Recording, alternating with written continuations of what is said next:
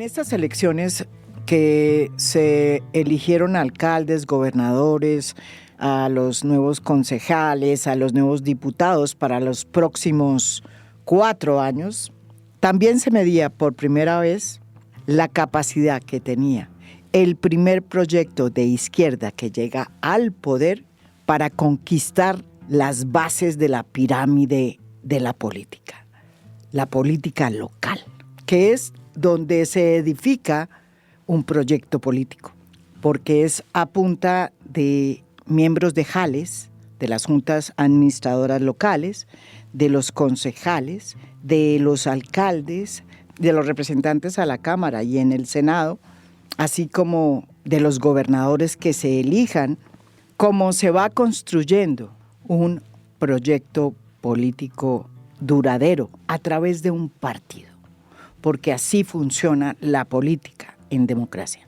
con partidos, no con coaliciones difusas que se arman cada 4 años. Para que sea perdurable un proyecto se necesita un partido. Así lo hizo a comienzos del 2000 el Partido del Centro Democrático, que intentó varias veces montar su propio partido, primero con la U y falló, y luego volvió y creó el Centro Democrático, un partido que ha ido creciendo en estas elecciones locales y que ha servido de vehículo para que lleguen a ese partido nuevas voces que hoy integran la derecha colombiana.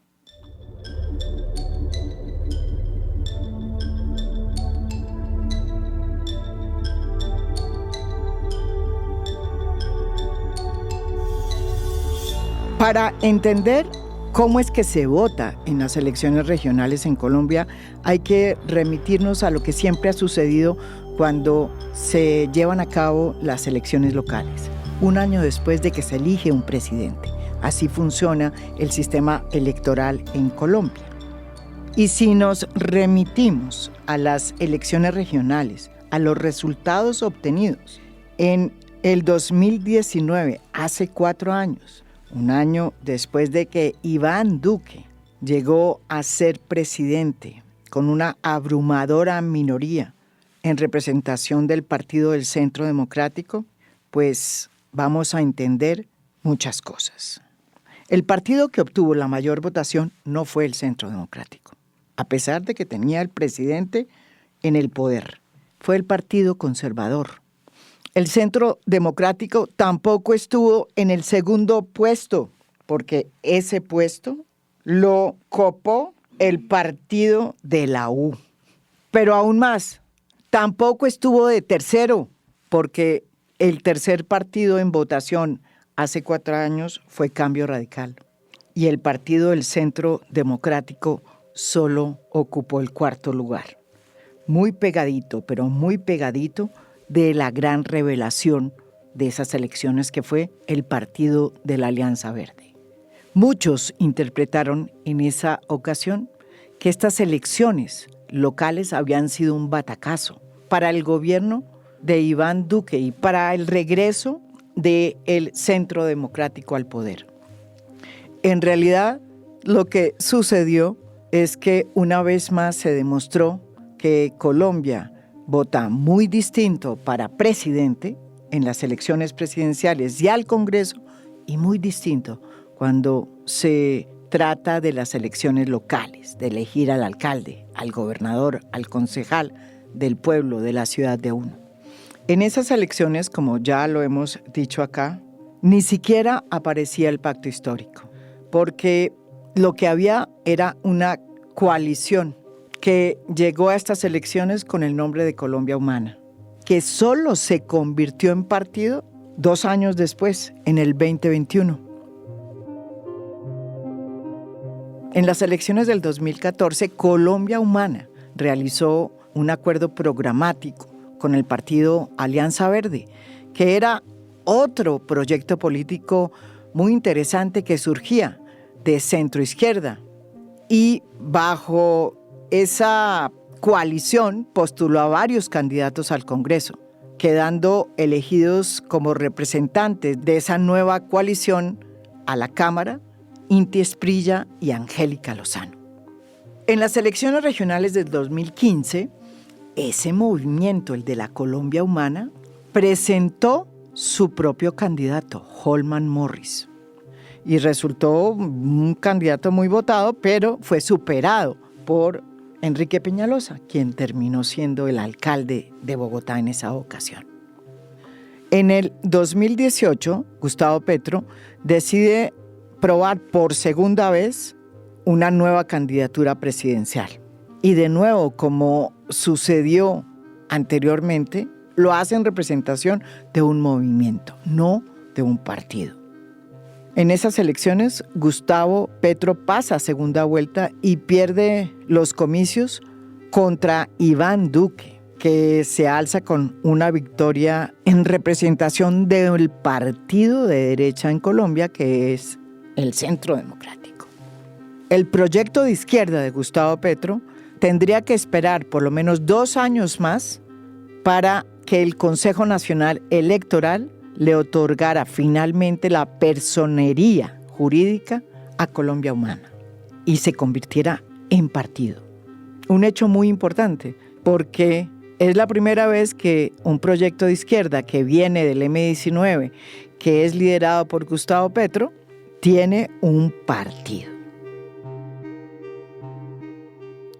Con un partido ya más consolidado, Gustavo Petro decide lanzarse a las elecciones del 2022 y plantea una nueva coalición mucho más amplia, con otros sectores: Unión Patriótica, Partido Comunista, Polo Democrático Alternativo, Movimiento Alternativo Indígena y Social, que es el MAIS, el Partido de Trabajo de Colombia, Unidad Democrática, y Todos Somos Colombia.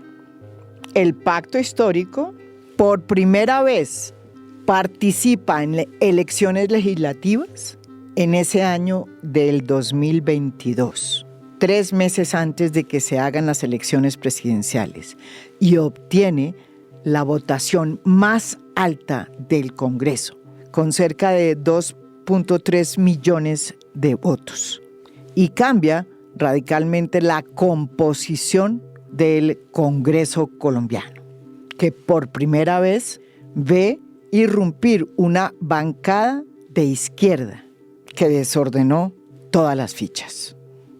3 meses o 2 meses después se llevan a cabo las elecciones presidenciales, en las que Gustavo Petro gana el poder con una muy leve ventaja sobre su contrincante, Rodolfo Hernández. No fue una victoria amplia, pero a pesar de que eso sucedió así, era la primera vez que llegaba al poder un proyecto de izquierda en Colombia. Y un proyecto que no era solamente ya un movimiento, sino que era una suma de partidos que tenía como epicentro el Partido de Colombia Humana. ¡Viva Colombia, potencia mundial de la vida! Me llamo Gustavo Petro y soy su presidente.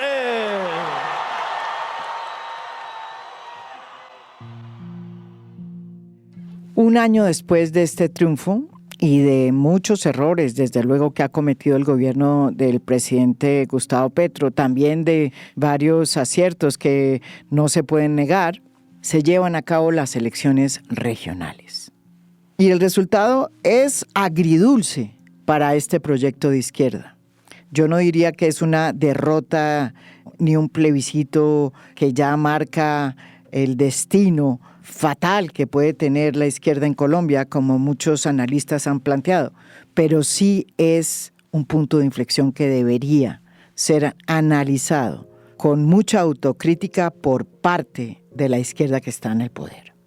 En Bogotá, por ejemplo, que era el gran baluarte de Gustavo Petro, el Pacto Histórico puede llegar a conseguir los mismos 8 concejales, si le va bien, que tuvo en su momento Colombia Humana, cuando el alcalde que ganó fue Gustavo Petro. A nivel nacional, fueron muy pocos los logos del pacto histórico que postulaban a candidatos.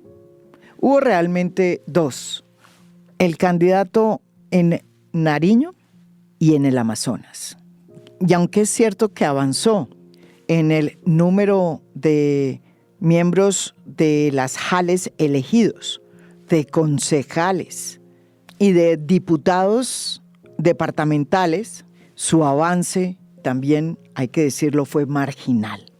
Y la gran pregunta que queda es si este proyecto de izquierda va a ser flor de un día o si realmente este es un proyecto que va a perdurar en Colombia, como de hecho sucedió con el Partido Centro Democrático que fundó Álvaro Uribe. Para hacer esa catarsis, y porque yo creo que en estos momentos hay que abrirle el paso a la autocrítica para entender qué está pasando en la izquierda en Colombia hoy, más allá de prejuicios y de supuestos que de pronto se inventan nombres para situaciones que no existen, hemos decidido invitar a dos representantes de ese proyecto de izquierda. Está con nosotros la senadora María José Pizarro, del Pacto Histórico, y el expresidente de la Cámara de Representantes, David Racero, que además obtuvo su curul por la Cámara de Representantes por Bogotá. No, un gusto, María Jimena, estar de nuevo aquí a fondo. Un saludo aquí también a mi compañero y amigo David Racero. Y para todas las personas que siguen, como yo, este podcast, un gran abrazo. No, un cordial saludo, María Jimena. Siempre un gusto estar aquí en esta mesa contigo y por supuesto compartiendo con mi amiga, compañera María José. A todos los que ven a fondo, escuchan a fondo, un cordial saludo. La primera pregunta que quiero hacerles, y de pronto podría hacérsela a María José, es si realmente están contentos con el desempeño del Pacto Histórico en estas elecciones. Yo quiero decirles que en mi concepto quedaron debiéndole al país, porque si bien hubo avances, como ustedes mismos han señalado en todos los medios de comunicación, y hoy tienen concejales, miembros de la SAL y alcaldes y de pronto gobernadores, hay una sensación de que se pudo haber perdido una oportunidad, un momento muy importante para presentar candidatos idóneos, buscarlos o hacer coaliciones con fracciones políticas que hubieran podido demostrar nuevas visiones y espacios de la política. ¿Por qué fue tan difícil hacer coaliciones en el Pacto Histórico? 2018 fue Coalición Decentes, 2022 allá. fue la coalición Pacto Histórico. Muy bien. Una coalición que se forma de sectores afines, de partidos que ideológicamente tienen una mínima coherencia, que por supuesto hay diferencias, llegan sectores afro muy organizados, como es el caso de Soy Porque Somos, llegan sectores indígenas, no solamente a través del MAIS, que es el Movimiento Alternativo Social Indígena, sino también otros sectores de la organización de la nación indígena, sectores sociales, campesinos, etcétera. Y empieza a conformarse nuevamente esta gran sombrilla. El destino natural, cuando tú tienes un principio de coherencia, cuando tienes un principio, cuando tienes un modelo de país que se comunica, que se retroalimenta, donde no existen grandes distancias y grandes diferencias, pues tendría que haber sido después del triunfo arrasador, porque hay que afirmarlo, para nosotros arrasador, las bancadas más grandes en Senado y Cámara, ganar el gobierno nacional, es decir, un ejercicio realmente, pues yo creo que apasionante e inclusive podríamos decir atractivo, sí, que generó, pues digamos, que movió las emociones en la gente. El destino natural era inmediatamente transitar hacia la conformación de un partido único. Y eso no fue lo que sucedió. Lo que sucedió fue que no solamente tenemos 6, sino que ahora tenemos 13 partidos políticos al interior del pacto histórico. En esa sombrilla. En esa, sí, ¿Cuáles 13 partidos nuevos son? Pues mira, vamos desde Todos Somos Colombia, pasando por el Partido Comunista, Comunes entra también, ya un poco al final, Fuerza de la Paz, digamos, empiezan a entrar toda una serie de partidos que son estos partidos a los cuales el Consejo Nacional Electoral empezó a darles personería jurídica y esto pues por supuesto en unas elecciones regionales hace muy difícil ponernos de acuerdo. Ya fue difícil en las elecciones al 2022, ya fue difícil, digamos, organizar las listas, presentar, recoger a todo el mundo, bueno, en fin, y eso pues por supuesto no fue el camino que transitamos. Yo creo que ahí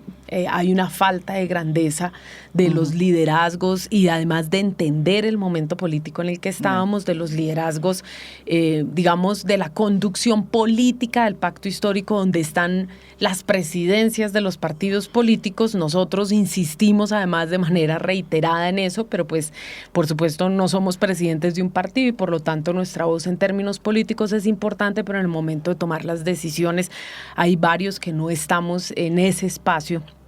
En el que definitivamente se da la conducción a lo electoral, ¿sí? Digamos, una conducción no política, sino electoral.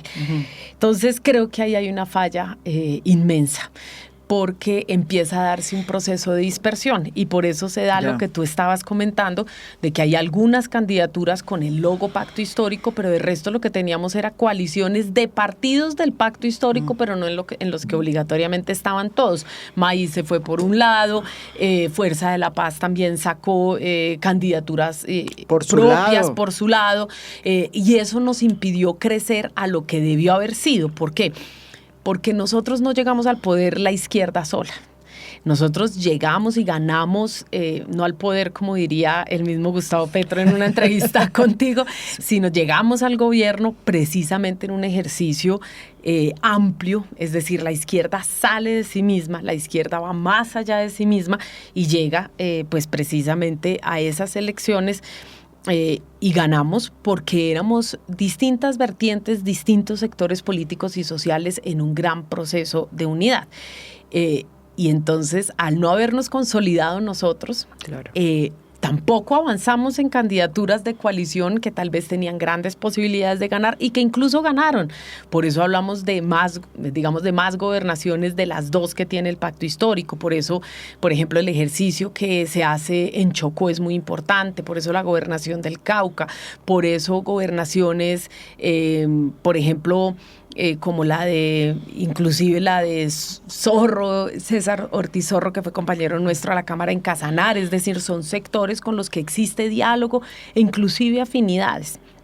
Eso no lo pudimos hacer y eso responde también a una pregunta que tenemos que hacernos en la izquierda y es precisamente, ¿nosotros queremos ser nuevamente una fuerza política marginal? ¿O de verdad queremos irrumpir en la política nacional? Para irrumpir como sujetos fuertes, como un bloque profundo, pues nosotros tenemos que ir inclusive más allá de nosotros mismos, superar las viejas dinámicas de la izquierda que lo que hacen muchas veces es fragmentar aún más la incapacidad de relacionarnos con otros sectores políticos, con otros sectores sociales y con una nueva forma de hacer política, que esto también es muy importante. Las juventudes, las nuevas generaciones tienen unas dinámicas diferentes y una nueva izquierda tiene que ir más allá de sí misma. Y allí es donde está el grandísimo reto. Y es que hay un bache generacional. Tienes una gente, una línea que está por encima, más o menos 60, digamos, acercándose, más cercana a la generación del presidente. De Petro. Exacto. Luego no hay nadie. Y yo soy casi que de las voces nuevas, de los más viejos entre los jóvenes. Estás hablando que hay un bache generacional muy fuerte y los liderazgos se construyen Tú no levantas una piedra y salen 5 líderes, ¿no? Ujú. Los liderazgos se construyen, tienen que pasar por edilatos, tienen que pasar por el consejo, por asambleas, es decir, esa Claro. es la formación política y nosotros lo estamos empezando ahora. Por eso hay un despliegue más amplio a nivel de jales, de consejos del pacto histórico que en las grandes alcaldías donde tienes que tener liderazgos pues ya mucho más consolidados. David, tú eres costeño, de Cartagena y Valledupar, una mezcla ahí rara. Una de las cosas que sucedió el domingo pasado es que la costa Caribe no registró la misma conducta electoral que se había registrado en las elecciones presidenciales, donde a pesar de que es el voto cautivo lo que más se trabaja en la costa, Gustavo Petro logró suscitar un fenómeno de opinión y ganó incluso en baluartes de los clanes como la propia Barranquilla, por no hablar de Córdoba, de Sucre.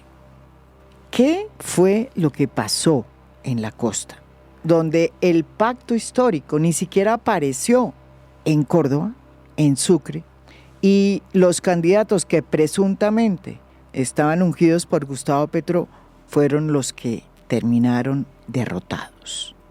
Yo tengo un dolor Sí. profundo por la costa Caribe. De por sí de ahí viene mi familia, del Cesar, Del Cesar. de Valledupar, de Cartagena. Un dolor en el alma, porque indiscutiblemente las campañas regionales en la costa Caribe son muy complejas, absolutamente complejas. A nivel nacional tenemos una libertad, una conciencia diferente, digamos. Gustavo Petro justamente es presidente por la costa Caribe y por el interior, pero la costa Caribe influyó. Pero a nivel regional no hemos podido romper esos cercos de esas familias poderosas que, aunque tengan todas las críticas de la opinión pública, procesos judiciales, historias, siguen ganando. Los Génico y los Char, para colocar 2 ejemplos. Pero déjame hacer un comentario antes, complementando lo de María José, y caigo en esa pregunta concreta. Quiero decirle a la audiencia, y te lo digo a ti, a nuestra base y a todo el mundo político, que nosotros los del pacto nos estamos tomando muy en serio este balance. Muy en serio, muy en serio. En lo personal, como filósofo que soy, acudo a la máxima socrática de que una vida sin examen no tiene objeto vivirla. Esto no es simplemente dejar pasar, échale tierrita y continuamos. Yo creo que no solo en mi vida personal lo evalúo todo el tiempo, sino este proyecto político, que para mí es un proyecto de vida, como para muchos de los que estamos acá, amerita realmente evaluarlo. Pero segundo, porque como decía María José, este proyecto no quiere ser un proyecto como si fuera una flor de primavera. O sea, este proyecto llegó y rompimos décadas de lucha para poder llegar hasta donde estamos, para que dejemos este proyecto simplemente en un lapsus de 4 años. Este no es un proyecto electoral, es un proyecto político de largo aliento y amerita esta reflexión para que tenga sostenibilidad a largo plazo. Pero ¿cómo se hace el balance? Ahí está la pregunta. ¿Cómo? Yo entro analíticamente, metodológicamente, por 2 vías. Por un lado, el contexto de lo que estaba en juego en este momento, lo que podríamos llamar el contexto histórico, el momento objetivo. Y por supuesto un segundo balance que ya es ya propiamente internamente nosotros. Ya iba hacia tu pregunta. El contexto, yo lo he dicho, y en eso, por ejemplo, tengo una misma línea analítica que el profesor Jan Basset, que ayer escuchaba a Álvaro Forero Tascón, varios que han planteado objetivamente que las elecciones regionales no son plebiscitos al gobierno nacional. Nunca han sido. Nunca han sido. O sea, por supuesto que el gobierno nacional influye en la discusión, obvio. O sea, el debate nacional influye. La emoción, la perspectiva, el sentimiento en ese momento del país. Pero no podemos caer en eso. Y yo sé que hay una narrativa de la oposición que lleva a eso, porque para ellos ya empezó la campaña presidencial. Entre más rápido empiece, mucho mejor. Entre más generen escenarios de desestabilización, de acorralamiento al gobierno, pues ese es objetivo y entendible. Pero nosotros no podemos caer en eso. El ejemplo que siempre sacamos: Álvaro Uribe Vélez, 2002 presidente, 2003 elecciones regionales. En el 2003 encuesta le daban un favoritismo del 75%, y en el 2003 le fue muy mal. Perdió Antioquia con Aníbal Gaviria, perdió Medellín con Sergio Fajardo, perdió Bogotá con Lucho Garzón, y así podemos seguir contando. El tema interno, sí creo que el pacto cometió muchos errores. Un error fundamental es no generar la formación de nuevos liderazgos fuertes en las regiones. Digamos que es un error que era predecible, se comprende en cierta manera porque al llegar al gobierno nacional nuestros principales cuadros, María Jimena, se fueron para el gobierno nacional. ¿Sí? Están en el gobierno nacional, ¿no? Y los otros, y la segunda línea, o primera o segunda línea, estamos en el Congreso de la República. Mira que al mismo Gustavo Bolívar le tocó renunciar para asumir la campaña a la alcaldía.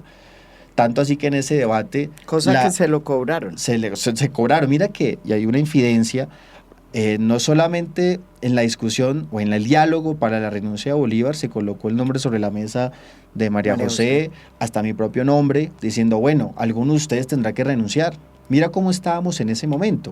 O sea, la discusión fue internamente si algún congresista renunciaba para asumir esa campaña. Porque por fuera, obviamente, veíamos limitaciones para poder asumir una campaña realmente aquí en Bogotá. Y en el Valle. Eso es solo un ejemplo de lo que significó en toda Colombia. En el Valle, o sea, no hay cuadros. Así fue. En el Valle le insistimos a Alexander López, a Wilson, renuncien ustedes para asumir una campaña porque este es el momento. Entonces mira que teníamos, insisto, o sea, es comprensible, no justificable, pero comprensible la situación en la que nos encontramos como pacto. Eso no quiere decir que hayan líderes en las regiones, por supuesto que sí hay liderazgos, que vienen de la expresión del movimiento social, jóvenes, mujeres, muchos, pero enfrentar estos grandes gamonales, como un Char, como una Dilian, como un Rey aquí en Cundinamarca, entre otros, por supuesto ameritaban también unos tipos de liderazgos más consolidados que aún no lo tenemos. Autocrítica amorosa internamente para nosotros es... Este es un momento de ir a fortalecer ese liderazgo regional. Es entendible ¿por qué? Porque es una fuerza que realmente se está consolidando. Tú mencionabas ahorita el Centro Democrático, que ya es una fuerza de 30 años. Interesante. Es muy interesante cómo Álvaro Uribe Vélez se echó al hombro de esa fuerza y hasta con la altura que puede tener, muy poco lo hacen de dejar de ser presidente cuando sale y asumir una candidatura al Senado justamente para fortalecer el partido. Eso es muy interesante, muy interesante. Eso es uno de los análisis que hacemos y parte lo comento para responder tu pregunta. En la costa Caribe, la ausencia nuestra de liderazgos fuertes es evidente y sobre todo por las mismas prácticas de cómo se hace la política en la costa Caribe, que insisto que es tan doloroso. Competir en La Guajira. Sí. ¿Cómo se compite en La Guajira con gente realmente ligada a la mafia, directamente? Pero, y entonces, la pregunta es si esta izquierda de ustedes, la que proponen como proyecto político, va a llegar a quedarse en el escenario político colombiano o va a ser flor de un día. ¿Qué tenemos que hacer para hacer esa nueva izquierda? Que además hay muchos de nosotros que hemos venido intentando construir, digamos, una dinámica, no heredar, inclusive no heredar las peleas. Yo me acuerdo que tuvimos una vez y estaban en una discusión, yo les decía, cuando ustedes estaban en esa discusión, nosotros estábamos en pañales, nosotros no podemos heredar esas discusiones, también permítanos a nosotros como ir consolidando nuestras propias formas, nuestras propias estéticas, es decir, aquí hay, esto no es solamente es en términos políticos, pero hay algo que definitivamente sí tenemos que hacer y un poco lo planteaba David y es la formación de liderazgo desde las bases. Yo te decía, hacer todo el camino. Eso es formación política, no es solamente el discurso, la ideología, es cómo aprendes a desempeñarte y a moverte en el ejercicio de la política. Nosotros mismos, aunque yo no, digamos, tampoco empecé en el Consejo, llegamos a la Cámara de Representantes, pero de alguna manera la decisión de ir a la Cámara era precisamente hacer el camino. El Senado, para poder ser un mejor o una mejor senadora, pues el camino era importante. Entonces, hay, digamos, una formación que es absolutamente esencial, que es en lo político, en términos ideológicos del modelo de país, etcétera, pero que también pasa por esa formación en el hacer. Lo siguiente es que hay que hacer una política diferente. Más, digamos, más conectada con las nuevas formas de hacer política, más digamos, más tranquila, inclusive a veces más serena. Todo no puede ser Una pelea. Nosotros tenemos que ser profundamente constructivos, tenemos que manejar algo que inclusive el M19 manejaba muy bien. Ellos hablaban de la atracción apasionada, que no es más que la capacidad de seducir, de entrar en el corazón del otro, de despertar amores, afectos, alegrías, es decir, otro tipo de emociones distintos, única y exclusivamente a la confrontación per se, a que te pongan un muro y entonces ya hablar sea difícil porque eres de izquierda. No, nosotros tenemos que superar a la propia izquierda, ir más allá de nosotros mismos.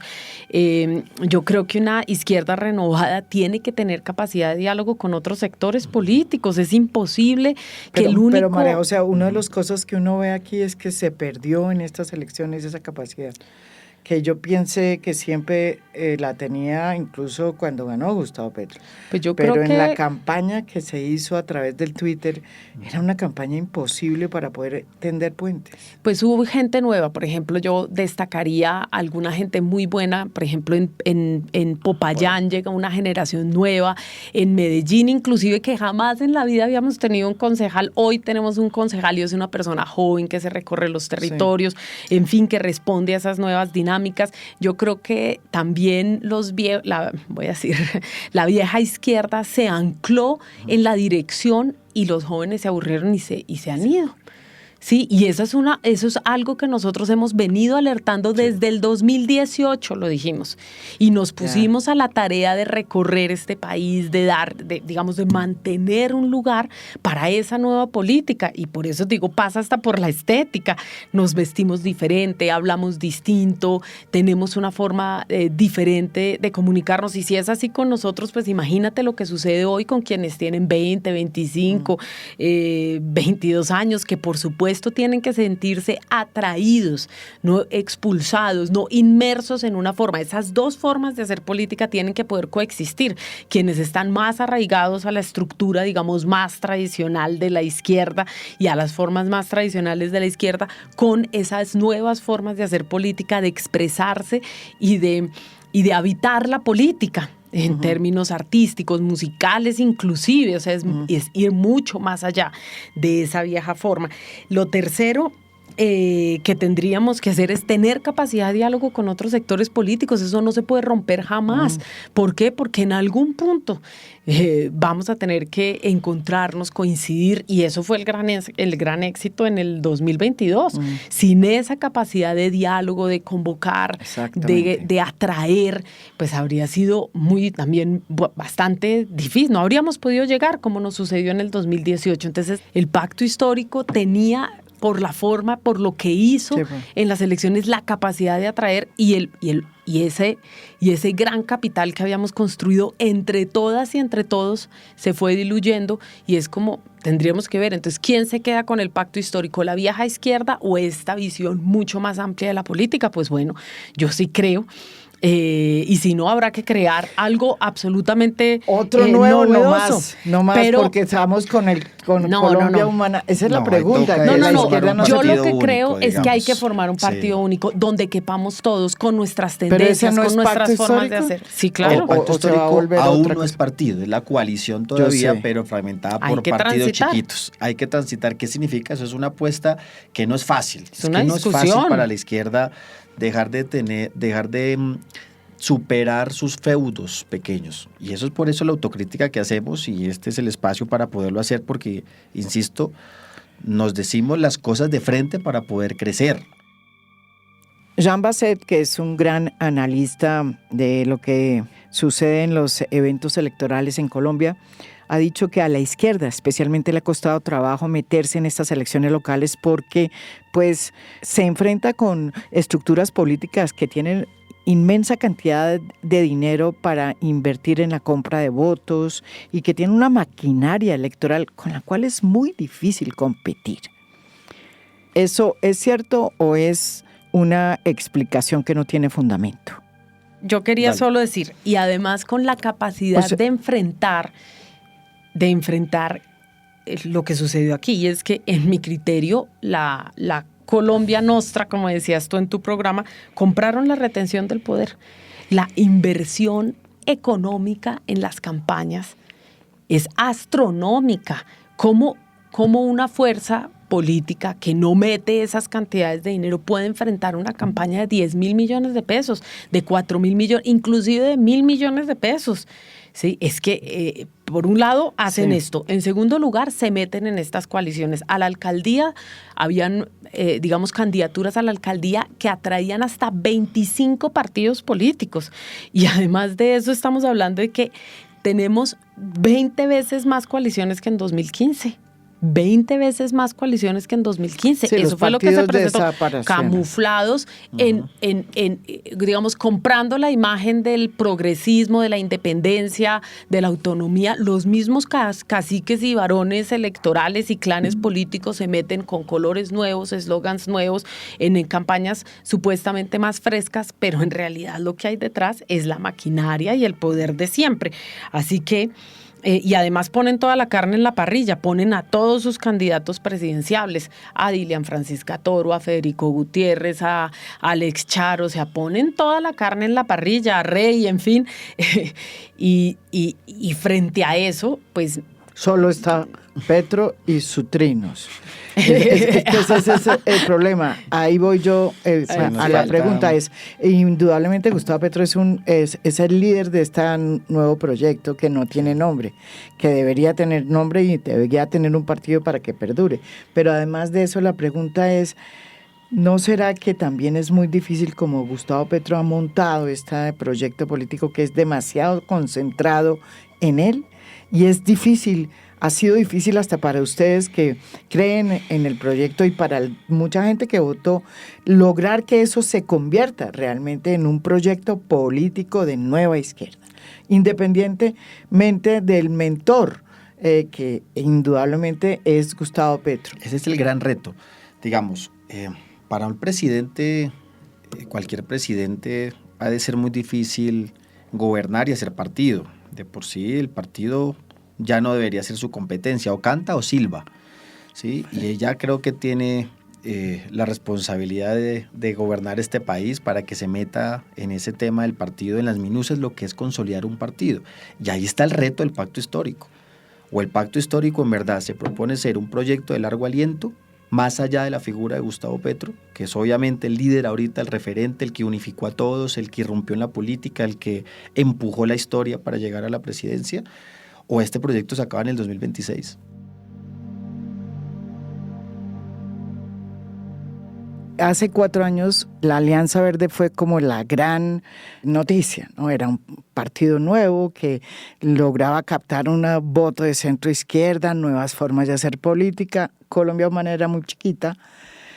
4 años después, cuando uno ve las listas de la Alianza Verde, ese partido que era un partido renovador, interesante, progresista, pues es un partido, si uno analiza lo que tiene Bogotá, por ejemplo, hoy en materia de concejales, es otro partido.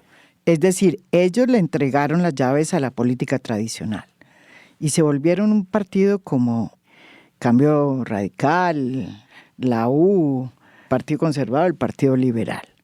¿No le puede pasar lo mismo al pacto histórico? ¿No puede también el pacto histórico, en medio de todo, entregar las llaves también, como lo hizo el Partido Alianza Verde, y terminar haciendo la política que ustedes tanto han cuestionado?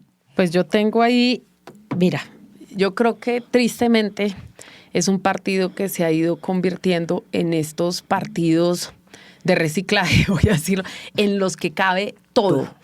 Mejor dicho, ahí tú le metes lo que sea y cabe la extrema derecha, cabe la izquierda, cabe la maquinaria, se construyen nuevas maquinarias, sí. en vez de fortalecer la democracia porque derrotamos la maquinaria y el clientelismo, exacto, tienes que caer en las mismas prácticas para poder mantener digamos, algo de hegemonía o presencia en el mapa político, cuando el reto real no es ese.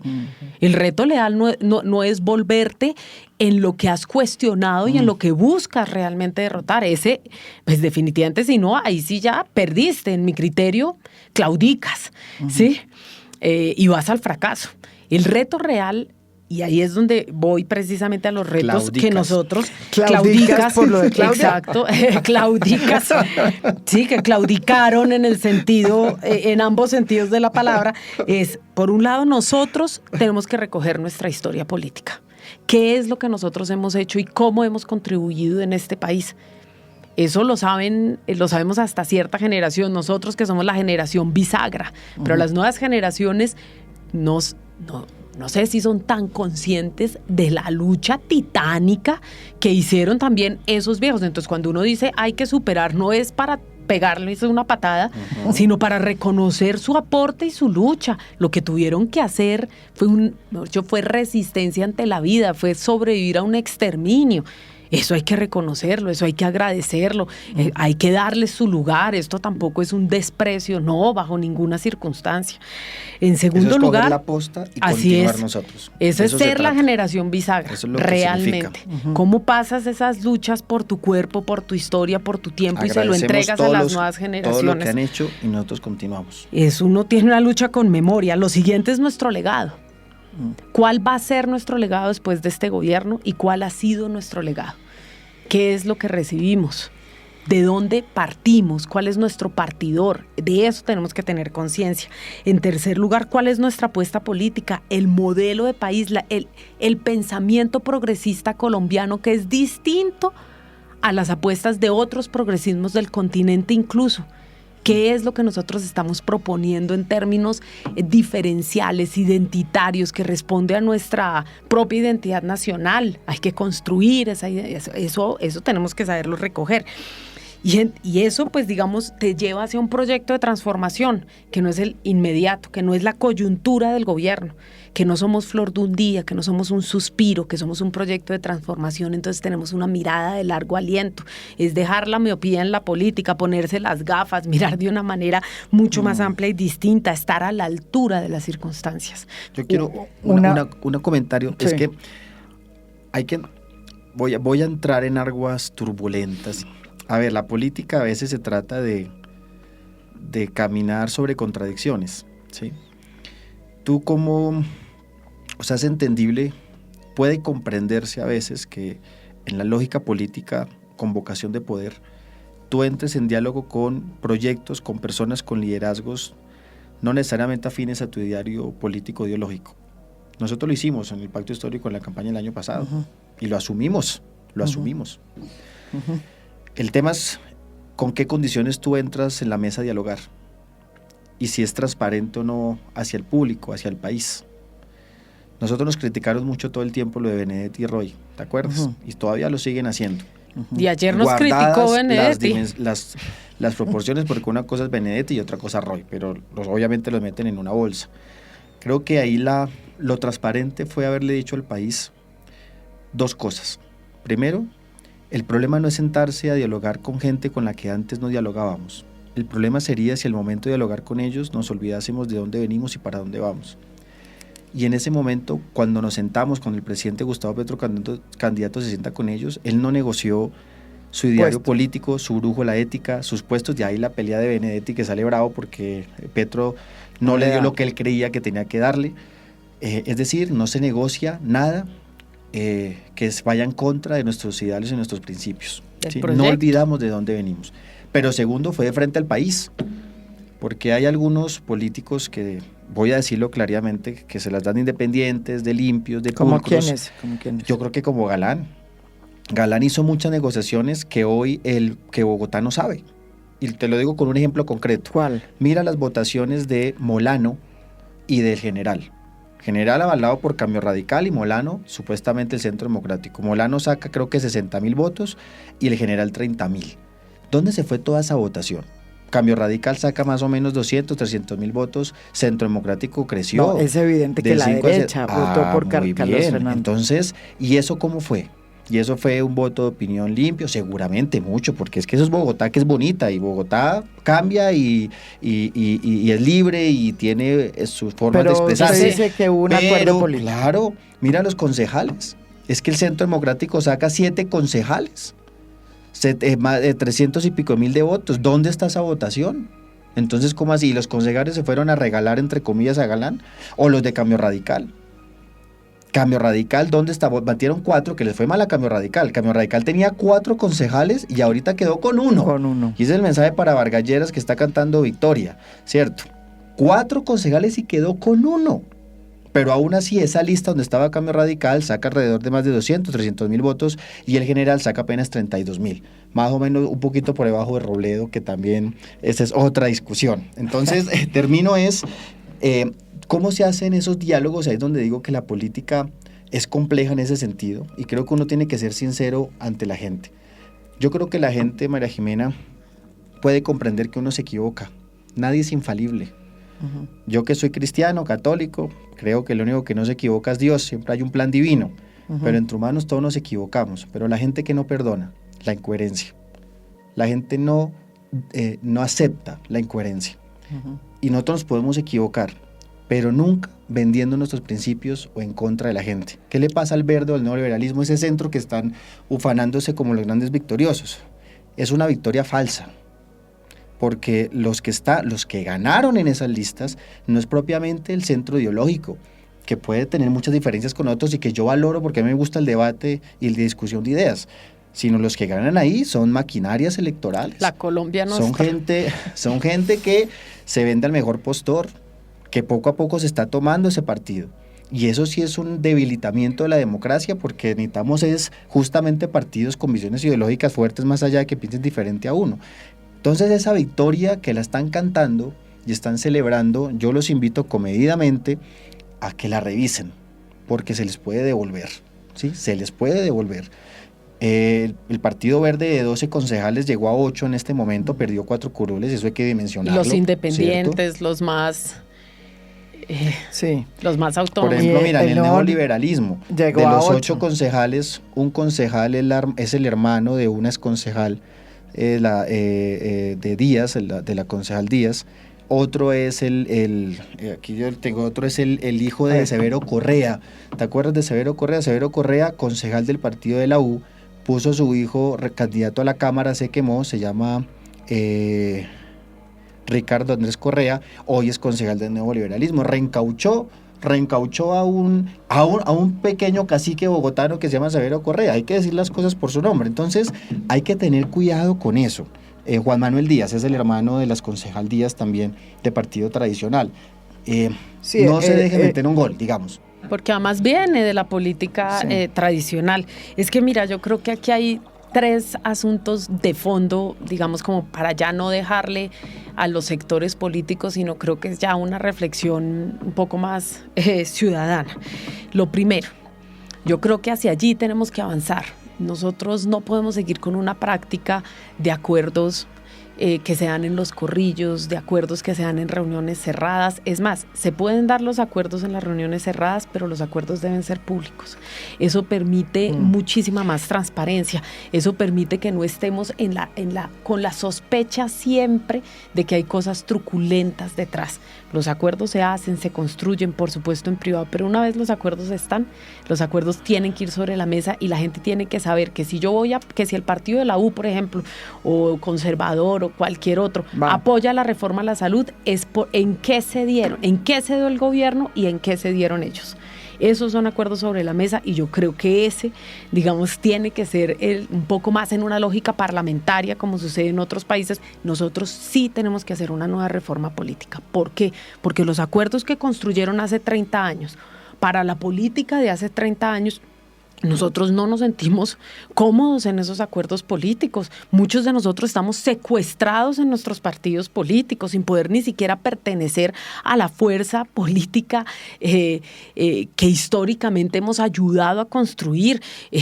O sea, que además de esto, las coaliciones, ¿cómo no se reglamentan? ¿Qué es esta feria de coaliciones? Multiplicidad. O sea, y eso pasa porque no hay movilidad política. Le dicen transfugismo, pero eso es movilidad política, que las fuerzas políticas se reorganicen, que haya un principio de coherencia, que si yo voto por Galán, sé exactamente a qué estoy votando, a quiénes les estoy votando, cuál es el proyecto de país que me están proponiendo.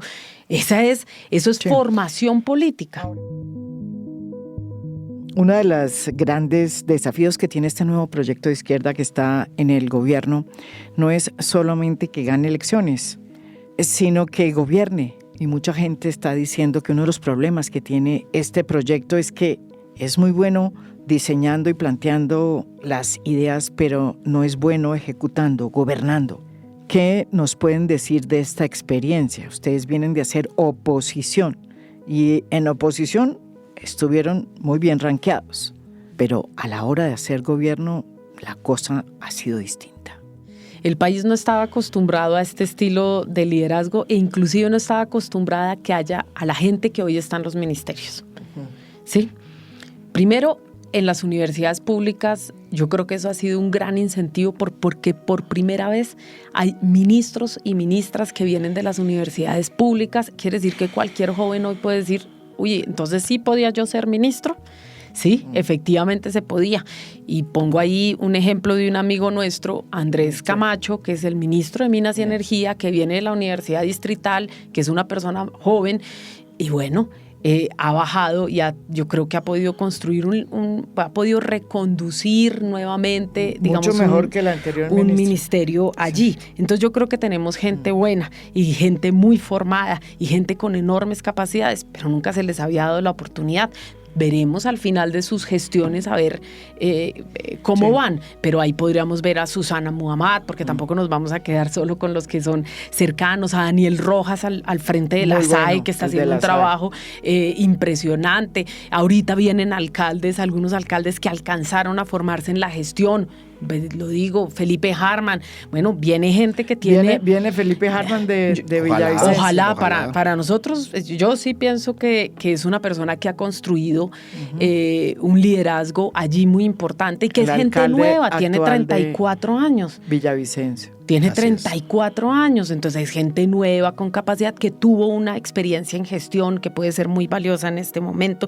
Entonces, yo creo que nuestra gente evidentemente se está formando, que en un primer momento llegar y copar todos los altos cargos del Estado es difícil, solo nosotros, pero hay gente de otros sectores también muy buena. Mira, Correa, el nuevo ministro de Cultura, Camargo al frente del Ministerio de Transporte. O sea, hay gente que no obligatoriamente era propias tropas, como dirían, sino gente que viene de otros sectores, pero que reconduce, que entiende el mensaje, que sabe el momento, que puede construir narrativa. Eso es ir más allá de nosotros mismos. Yo creo que de alguna manera, digamos, ese es el gran reto, ¿sí? Hacia, digamos, en el nivel nacional, en términos de gobernabilidad, en el Congreso, pues mal que bien, ahí hemos venido cogiendo experiencia, hicimos un muy buen ejercicio de oposición, ahora creo que estamos nosotros mismos aprendiendo cómo es ser un congresista de gobierno. Eso también ha sido un reto para nosotros que tenemos que saber sortear. ¿Ha sido difícil? Sí, ha sido complejo, complicado de entender, además muchas dinámicas que se mueven así. Y por eso digo, los acuerdos sobre la mesa, creo que yo creo que deben ser el camino y finalmente permitir que esos liderazgos avancen. Es que mira, nosotros teníamos 13 diputados, hoy tenemos 40. Por ahora, por las cifras que nos... en las diferentes asambleas. Eso quiere decir que pasamos de un 3% al 10%. Bueno, lo habríamos podido hacer muchísimo mejor. Sin lugar claro a dudas, que sí. Pero es un avance. Pero es un avance. Pero que habríamos podido avanzar más, sí, también. ¿Seguro? Con inteligencia política sobre todo. Teníamos presencia en 8 departamentos, hoy tenemos presencia en 20. Teníamos 40 alcaldías, hoy tenemos más de 70 en 24 departamentos. Sí, ahí se da cuenta que somos un proyecto en gestación. Por eso, con este parto, vamos a decirlo, pues cuáles van a ser los primeros pasos. Por eso lo que decía David hace un momento es tan importante. O sea, nosotros sí nos tomamos esto muy en serio, porque este es nuestro proyecto de vida. Ha sido, o sea, históricamente es nuestro proyecto de vida. Nosotros venimos de padres que han sido militantes al interior de este proyecto político, que se han dejado la vida, que los mataron en esto. Nosotros, pues, por supuesto, sí le ponemos toda la seriedad a esto en lo que estamos. No es algo coyuntural, no es una oportunidad solamente. La pregunta que se hacen muchos que los escuchan a ustedes dos es, bueno, ¿y cómo es ese nuevo proyecto de izquierda? ¿Cómo es esa izquierda colombiana? Si estamos, por ejemplo, ante una persona y a un político como David Racero, que se confiesa que es cristiano, católico y de izquierda, ¿cómo se comen esas tres cosas? Explíquenos. Mira que yo llegué a la izquierda a partir del cristianismo, ¿puedes creerlo? No lo puedo creer. No. A partir de una lectura No tengo- transformadora de Jesús fue que llegué a la izquierda. No O sea, puede yo ser. vengo mi izquierda es izquierda humanista y me formé mucho con la teología de la liberación. Es por ahí mi Ya tradición, entendí, imagínate. ya. Por ahí, leyendo bien, yo iba a ser cura, María Jimena. Me enlisté, me metí al seminario, estuve 8 meses. Y después dije, no, voy a dedicarme a la política, pero mi formación Ya. inicial es una La formación iglesia del humanista pueblo. cristiana, sí. Pero esa es su formación, más bien. Sí, mi formación. Si hay algo que tampoco es muy claro es cuál es la posición de este proyecto de izquierda frente a los derechos sexuales y reproductivos de las mujeres, frente al tema del feminismo, frente al tema de la discusión alrededor de la condición de género. ¿Esos temas están ahí o son más importantes los temas de la izquierda de antes, cuando todo se definía a través de la lucha de clases? Yo pienso que el mismo Gustavo es un hombre en Que cambia. deconstrucción. No es el Como mismo. dice Sofía. Sí, él se está deconstruyendo. Yo sí defiendo eso, porque Ah, no sí. es el mismo hombre que yo me encontré en el 2018. Ni siquiera es el mismo tipo de hombres de la generación de nuestros padres. Hoy es un hombre diferente en eso. Él mismo ha venido cambiando, inclusive en sus. Y yo, pues digamos, lo celebro porque por supuesto soy mujer y estoy aquí y estamos en una lucha también por esto. Creo que el movimiento también ha venido reconociendo los liderazgos femeninos. Fíjate que en el Consejo los demás partidos tienen una mujer y nosotros tenemos 5 mujeres. Lo mismo sucede en Cali, o sea, realmente hay un proceso de empoderamiento femenino. No es que ya todo está cantado, no, seguimos enfrentando unas dinámicas pues digamos, machistas, inclusive del patriarcado, en el sentido de cómo se ejerce el poder, ¿sí?, al interior de la fuerza política. Claro que sí, ahí hay una disputa grandísima y nos la Grandísima. estamos dando con toda. ¿sí? Pero mira Y nos la cómo estamos Gustavo dando con Petro, toda. principal impulsor de las listas cerradas, porque él cree firmemente en eso. Detrás de eso Como hay un vive. argumento poderoso que es pasar del discurso de darle participación a la mujer, espacio a la mujer, a algo A la concreto participación real. Hoy podemos decir, por ejemplo, que el Consejo de Bogotá, los concejales del Pacto Histórico en Bogotá, de los 7 que tenemos, 5 son mujeres y solo 2 hombres. Imagínate. Igual que pasa en el Senado y en la Todo Cámara, lo que eran contrario a listas lo que pasa cremalleras. con el verde, que tiene una mujer y Solo- y es- 7 hombres, y es y lo NAME, mismo también. el nuevo liberalismo, una mujer 7 y hombres, 7 una mujer. hombres. O sea, nosotros, es en serio. El digamos. discurso, es que el discurso Y es eso, fácil. Sí. El discurso es Vaya a ir y materializarlo. repetir, pero usted construyalo, créale a las mujeres, fortalezca su liderazgo. Eso inclusive lo tenemos que hacer nosotros.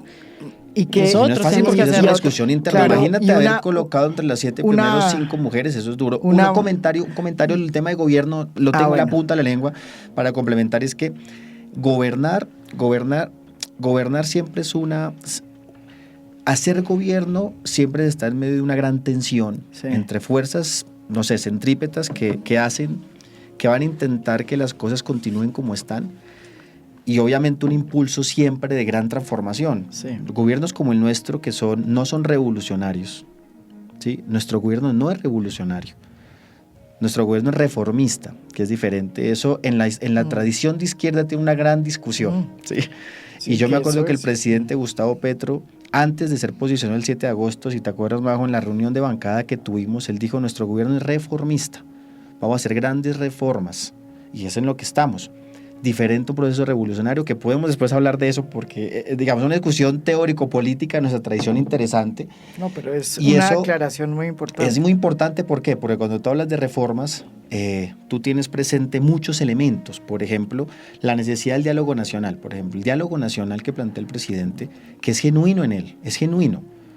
Y nos dice cuando estamos en el orden de bancadas, hay que dialogar con nosotros, porque eso es justamente construir un proyecto de país. Y ¿sí? que tiene una historia. Y que también tiene una Esta historia. sí. propuesta en concreto tiene una historia. En el M. En el tema En del el diálogo nacional M19. se venía Él se planteando formó hace en el, mucho tiempo. en el cristianismo revolucionario De y la yo, liberación. pues por supuesto, me formé en esa forma de hacer política completamente distinta a las izquierdas, que es la del M. Es verdad, el tema del diálogo es un potencial enorme porque es el reconocimiento primero de que... Pero el diálogo del como sancocho nacional. Ahí donde yo voy a plantear, ahí donde planteo el tema del porque gobierno. él mismo rompió una alianza que yo creo que le cuesta trabajo hoy aceptar que fue un error. No fue un error haber roto esa alianza con sectores como Ocampo, Alejandro Gaviria. Yo creo que ellos debían estar hoy ahí. Hubieran Lo que yo podido creo es que aportar. cuando tú haces ese diálogo nacional, cuando en verdad compartes unos horizontes, ¿sí? Pero no tal hay. vez ese horizonte ya no es tan compartido, también es normal. Yo romper tengo ahí cobijas. una reflexión. Sí, yo creo que eso no lo hemos hablado con María José internamente, pero yo creo que Alejandro Gaviria tiene otro modelo en la cabeza, otro tema en la cabeza. Entonces, construir con él dentro del gobierno es diferente a construir con él por fuera del gobierno. Pero sí que es se diferente, puede. Claro. O sea, yo sí creo que nosotros, Por eso, el llamado es sentarnos con, por ejemplo, crítica a Vargas Lleras. Vargas Lleras no se ha tomado en serio lo del tema del diálogo nacional que ha invitado el presidente Petro, que estoy seguro que el presidente Petro se sentaría con él. ¿Por qué no lo hace Vargas Lleras? Porque obviamente está calculando 2026, porque para gente como él y ese grupo, esto de los 4 años de nosotros es simplemente un lunar en la historia y hay que despacharlo rápido. Pero mira lo que es a veces, perdóname Majo, lo que es a veces la miopía de ese sector. Si ellos reconocieran al presidente Gustavo Petro, no solo como presidente que es legítimo, digamos, ¿sí? Que lo pueden hacer, sino como un líder de una gran parte de la población, del 20, 30%, si quieres, no de la mayoría, pero sí el 20, 30%. Ese reconocimiento plantea una forma de acercarse al diálogo de manera diferente, porque no es a dialogar con Petro en sí mismo por él, sino por lo que él representa para un conjunto importante del país. Yo creo que es ahí donde solo tiene sentido el diálogo nacional. Nosotros reconocemos a Uribe y a su grupo político por sus electores, y reconocemos también cualquier expresión política y la valoramos. Y decimos, dialoguemos, porque el diálogo entre los líderes es lo que conduce justamente a la construcción de objetivos comunes. Petro, ¿qué dice? Diálogo nacional para construir objetivos comunes, acuerdos fundamentales, no a 4 años, va más allá de la presidencia de él, a 15, a 20. Y por eso él plantea unos retos de país, la transición energética, o sea, plantea unos retos que obviamente desbordan la acción de gobierno estos 4 años. Y yo creo que parte del establecimiento no se lo quiere tomar en serio. No se lo quiere tomar en serio porque no le interesa, porque obviamente desconfía o por otras múltiples razones. Gobernar en esa tensión constante que estaba planteando en término, hemos tenido un aprendizaje en izquierda muy importante. Muchos de los de la Bogotá Humana hoy son ministros, como Susana Muhammad, como Camargo, entre otros. Y son buenos. Y hay una escuela, ya hay una escuela en la izquierda. Nosotros no estamos partiendo de cero, ya hay una escuela. Y que hay que fortalecer, sí. Que se ha venido tejiendo y aprendiendo rápidamente, sí, y creo que es sostenible. Pero sí es cierto que, ya es una crítica para mi gobierno, es que Gustavo Petro es un líder de Estado. Es lo que de pronto en estas democracias semipresidencialistas o parlamentarias llaman es el jefe de Estado. No lo he dicho solo yo, no es una idea mía propia. Tal vez a nuestro gobierno le hace falta es un jefe de gobierno puntual, concreto. Ejecutor. ¿Sí? Ejecutor. No es que Petro no lo sea, ojo, porque por ahí vamos. Lo que hace es que Gustavo Petro es un visionario, y Gustavo Petro estructura, y Gustavo Petro da línea a todos los ministros, digamos, tiene el Estado en la cabeza, por el Twitter. Da todo. No, en las reuniones de Consejo de Ministros, lo decimos porque lo conocemos de primera mano, él tiene realmente el país en la cabeza, cada cartera la tiene en la cabeza, desde el 0 peso hasta el peso más grande, toda la opción política. Pero ¿qué necesitamos? Pues la ejecución. Y él no es el que ejecuta en lo concreto, o sea, no es su papel, ¿no? Pero eso es el jefe de Estado. Entonces lo que necesitamos es, yo sí creo, una persona que pueda ayudarle a operativizar adecuadamente eso. ¿Qué lección les deja el fracaso de Daniel Quintero? Una persona que estaba perfilada como un político que iba a cambiar la manera de ejercer el poder y que además forma parte del pacto histórico. ¿Ustedes están de acuerdo en que su gestión fue complicada, difícil y que dejó muchísimos interrogantes y a todos los sectores muy furiosos? ¿Qué aprendió el pacto histórico de este episodio, que no habla muy bien de ese partido de independientes, que hace parte hoy del pacto histórico? Pues mira, lo primero, yo quiero partir por una reflexión social de conversaciones que tuve haciendo campaña. Yo estuve ahorita en Antioquia haciendo campaña y lo he estado siempre porque me interesa cómo se mueve, cómo piensan y cuál es su cultura y cómo se han construido como sociedad. Y hablando con varias personas mayores me hacían una reflexión. Ellos me decían: a mí no me importa si son de izquierda o de derecha, en últimas, digamos en la cuestión, analizando a Quintero, sino que hagan las cosas bien. Y nosotros castigamos, es decir, y ahí viene, cuando llegó Fajardo, cuando estuvo Fajardo, después ganó Federico. Cuando después de Federico ganó Daniel Quintero y ahora volvió Federico. Muy bien, entonces ahí es, digamos, una reflexión inclusive social. De voto castigo. Sí, de decir: no nos gustó cómo hicieron las cosas. Luego tú puedes ir a otro tipo de reflexiones. Yo, por ejemplo, a mí me pasó un poco lo mismo. Uno vio a Daniel Quintero en ese momento que era nuestra apuesta. No porque a mí me pareciera la panacea, sí o no, pero nosotros teníamos una apuesta como proyecto político que era la derrota del uribismo. Y pues bueno, él en ese momento tenía la posibilidad de avanzar en esa derrota al uribismo y bueno, perfecto. Pero ya en la gestión, pues volvemos a lo mismo, es lo mismo de siempre, cabe todo el mundo, no importa, eso eran, mejor dicho, la forma en la que se ejerció el poder allí. Pues bueno, francamente, yo sí quiero plantear una distancia porque no es... porque yo no me sentí cómoda, tranquila con el desenlace de esa gestión, con la forma en la que se hicieron las cosas. Fui ahorita a Medellín y me decían, es que muchos barrios no comen 2, 3 veces al día. Eso puede pasar en la mayoría de las ciudades, pero en ciudades donde supuestamente hay un proyecto progresista, eso no puede pasar. Esa es la primera de las causas. Por ejemplo, Felipe Harman en la pandemia no se dedicó a repartir mercados, hizo ollas comunitarias. Bueno, eso es mucho más afín con lo que nosotros plantearíamos. Entonces yo sí pienso, y de entrada, Daniel Quintero será pues estará en la disputa, es una persona, por supuesto, respetable, tampoco pues creo que hay muchas cosas que recogerle también en términos positivos, pero no siento yo que sea una persona de la entraña del progresismo construida y con una mentalidad realmente progresista. En mi criterio, pues no, hay cosas que yo, digamos, de las cuales sí me distancio, definitivamente me distancio. Hay prácticas y hay formas de hacer política, pues digamos, que yo no comparto, y eso nosotros lo hemos planteado, nosotros inclusive internamente, digamos que hay formas, el maltrato. No, uno no maltrata a la gente y uno no maltrata a su gente. No estoy diciendo que Daniel Quintero lo haya hecho bajo ninguna circunstancia, no lo sé, lo desconozco, pero en términos, digamos, muy generales de prácticas, no se maltrata a la gente. Los equipos tienen que trabajar de manera tranquila, tienen que poder ser constructivos, tienen que tener capacidad de interpelar inclusive, pero también de gestionar, un poco de autonomía en la gestión. O sea, los principios progresistas, si te llamas progresista, por eso lo que planteábamos al principio es muy importante.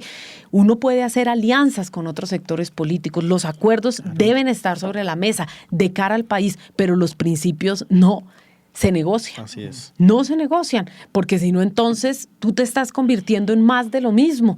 Y como te dije, el país tiene que trascender ese más de lo mismo, tiene que llegar a una nueva forma de entender la política. Entonces creo que ahí me distancio, por supuesto, de él y muy seguramente de otros. Benedetti ayer cuestionándonos, por favor, que si él hubiese estado en estas campañas, definitivamente habríamos ganado. ¿Y a qué costo? Porque mira, en la que nos metió, pues me perdonan, pero una absoluta distancia con la forma en la que él planteó las cosas en la campaña del 2022. No es lo mismo. Claro, prefiero esta posición en la que estamos ahora, un poco más limpia, transparente, decente, que por lo menos no tiene uno que esconder la cabeza. Yo desconfío de aquellas personas que cambian de principios políticos como cambiar de camiseta. Es normal uno cambiar de forma de pensar durante toda la vida, ¿no, María Jimena? Uno cambia. Es más, tonto es aquel que no lo hace. Evolucionas, además. Sí, uno cambia y uno tiene derecho. O sea, derecho. Churchill decía eso. Churchill decía eso. Uno tiene derecho a decir, ayer pensaba esto y hoy porque leí, porque estudié, porque la vida me dio un totazo, porque aprendí, cambio de posición. Eso es normal en la vida. Pero una cosa es cambiar de ideas, cambiar posturas, y otra cosa realmente es cambiar de principios. Y eso sí es lo que nos determina, a mí por lo menos me determina mi forma de hacer política, y es lo que determina realmente la brújula ética por donde conducimos el barco. Y eso, digamos, yo veo mucho en Daniel Quintero. Yo a hoy no sé cuál es el proyecto de país de Daniel Quintero como proyecto, como modelo, como posición política, ¿sí? Y obviamente él viene de un proceso donde empezó con el Partido del Tomate, después Liberal, conservador. Pasó del Partido del Tomate y se metió de una en el Partido Liberal. En el Partido Liberal. Y pasó por el Conservador. Y entiendo que el hermano, y entiendo, bueno, muchas cosas. Yo no tengo ningún problema siempre, lo vuelvo a decir, de dialogar con personas que piensen a mí, es necesario. O sea, es que en verdad es necesario y toca hacerlo, y el proceso de reconciliación, todo. Pero en términos de postura política, yo siempre me hago esa pregunta, bueno, ¿cuál es tu ideario de país? Y sobre eso nos entendemos. Yo no sé Daniel Quintero, digamos, por eso digo, para mí es una incógnita, y sobre eso me cuesta evaluarlo, porque claro, uno se entiende con él en la apuesta del antiuribismo, que a mí no me gusta mucho utilizar eso porque nuestra propuesta es positiva, o sea, nuestra propuesta no es anti. Nuestra propuesta es por un tipo de país con justicia social, con justicia ecológica, con justicia ambiental, con derechos, con donde la vida sea el centro, y vemos que el uribismo irrespeta eso, y por eso no estamos con Uribe. O sea, nuestra propuesta no es antiuribista, nuestra propuesta es por la vida, por una visión de país más democrático, más justo, la superación del neoliberalismo, entre otras muchas cosas. Pero él representaba solo el antiuribismo. Entonces, cuando tú haces un proyecto político anti, es un proyecto que no tiene futuro, ¿sí? Es un proyecto que se puede agotar, es un proyecto que puede llevar a donde llegó, pero por eso hay que plantear una discusión constante con él. Vamos a ver. Tampoco es un enemigo, pues. Y digo, no es un contradictor, digamos, pero mira que me permite hablar lo siguiente. Yo en el Congreso de la República, lo voy a decir así, no me malinterpreten lo que nos escuchan, que estamos hablando aquí de manera muy amena, muy sincera, María Jimena, gracias, que es lo que no podemos hacer en los espacios. Sí. Para poder hacer catarsis argumentada. Yo respeto hoy en día más al Centro Democrático que a la Alianza Verde en la Cámara de Representantes. Y lo digo con claridad. Yo también. Porque yo el Centro Democrático, mira, debates tenemos duros todos. Yo me enfrento con Oscar Darío Pérez, que es un señor con argumento, con Cadavid, que es uno de los más duros, de los más cercanos a Álvaro Uribe Vélez, con el Cristian Garcés del Valle del Cauca. Con todo el Centro Democrático nos damos unos debates duros, pero yo los respeto. ¿Por qué? Porque siendo mis contradictores, yo sé que ellos están defendiendo unas ideas en las que creen desde antes de esta campaña electoral, las creen en su proceso de gobierno con Álvaro Uribe Vélez, creen que es el modelo que hay que seguir. Hay coherencia ideológica. Y vamos a enfrentarnos en las ideas. Pero cuando yo voy a la Alianza Verde, una Alianza Verde fragmentada ideológicamente, allá hay múltiples alianzas verdes dentro del verde, ¿cierto? Personas que con un discurso se hicieron elegir el año pasado y ahora por cálculo político están ahora más uribistas que Uribe, ¿cierto? Y en eso yo escuché a Ariel Ávila cuando estuve aquí contigo y comparto la idea de él. Se equivocan esos del verde que creen que hundiendo a Petro ellos van a florecer, ¿sí? Se equivocan que haciendo un discurso de derecha, se equivocan que haciendo alianzas con ellos, que yo los veo en la Cámara.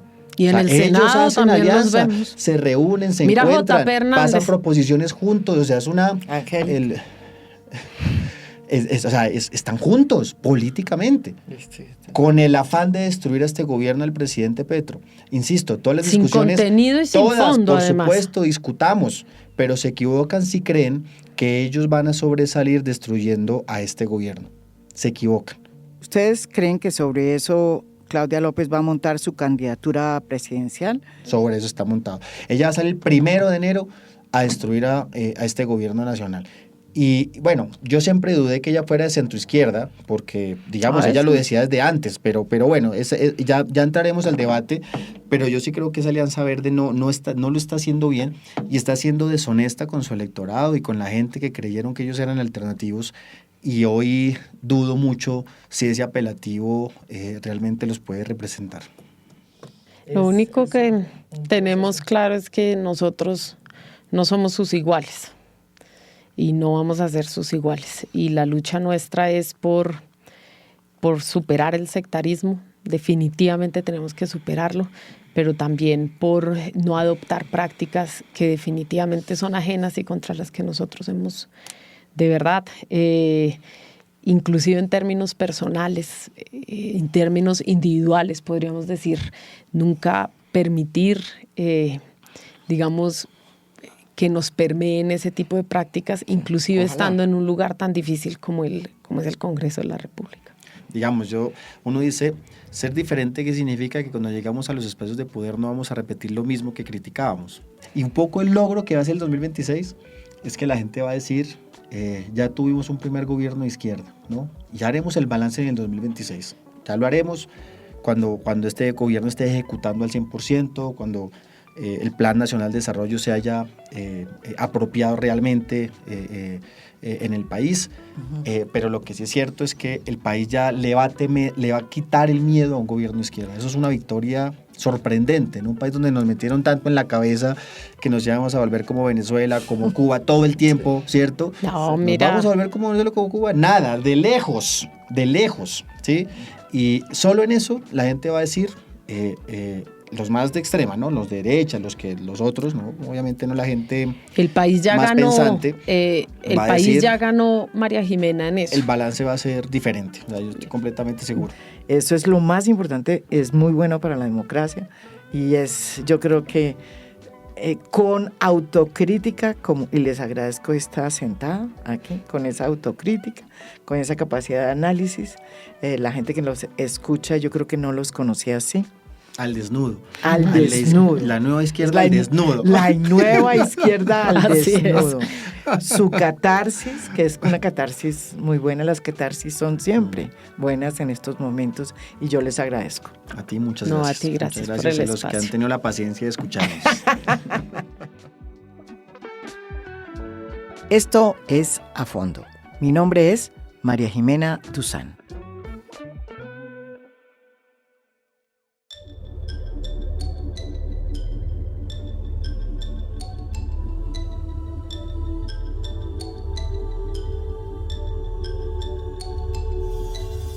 A Fondo es un podcast producido por Mafialand. Producción general, Lucy Moreno.